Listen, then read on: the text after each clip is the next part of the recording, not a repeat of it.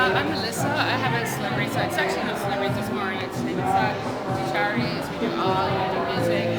So what time We have so much in common. So can you tell me, I mean, this is an amazing show. Turn down the music. No, everyone just needs to get a little bit closer. Then Should we go over here? Yeah, that's it. Let me go there.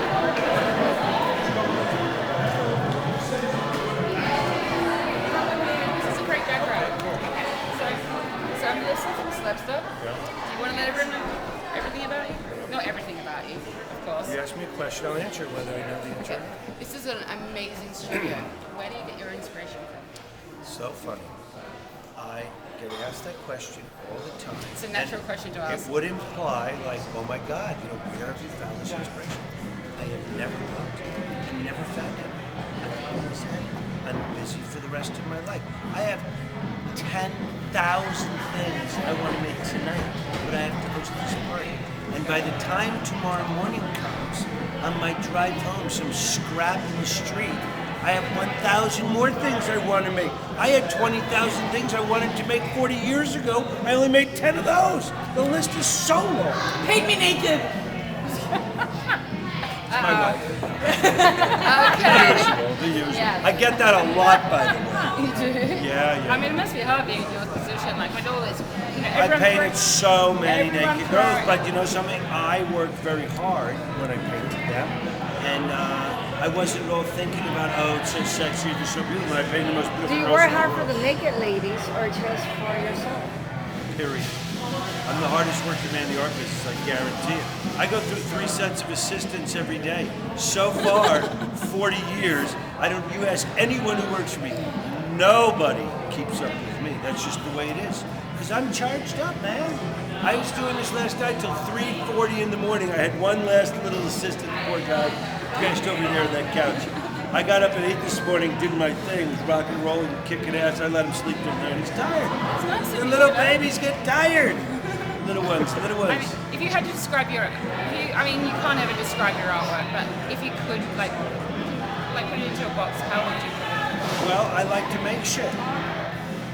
That would be my box. I like to make shit. I make different shit every day. I got in this dictionary.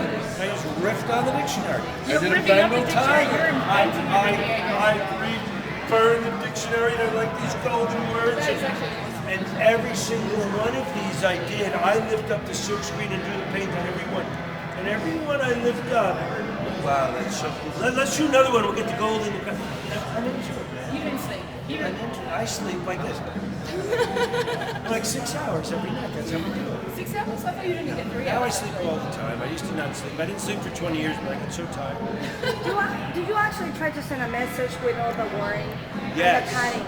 I Do you consider unfortunately a am the morning subliminal guy that message likes after- to send a message. And What is your message? my message is wake the fuck up. This is your one and only life. Get off the pity pot. Nothing is so bad. Everything happens to everybody. Stop crying about all this bullshit. And wake up. I'm trying to do a billboard right now outside the Midtown Tunnel that when you drive in New York City, it says, everything is okay. Because no one says that, but you know what it's going to say now? Everything is going to be amazing. That's what my new billboard is going to say. I want you to drive in New York City and see that. Not some billboard that scares the shit out of you for HIV. Not some billboard that's selling you beer or whatever. So my message is, just wake up and get in the game. So what an only life. You don't have a minute. You don't have 1 minute to waste. What do you know? What do you know what's going to happen to you when you leave here tonight? My friend's dad is a very responsible guy. Shot himself in the leg in his country house last night by accident. Dropped like a recreational gun, a 22, and he shot himself in the leg. Could that have gone through here, or here, or here? You better believe it. He's a super responsible guy. So what do you know?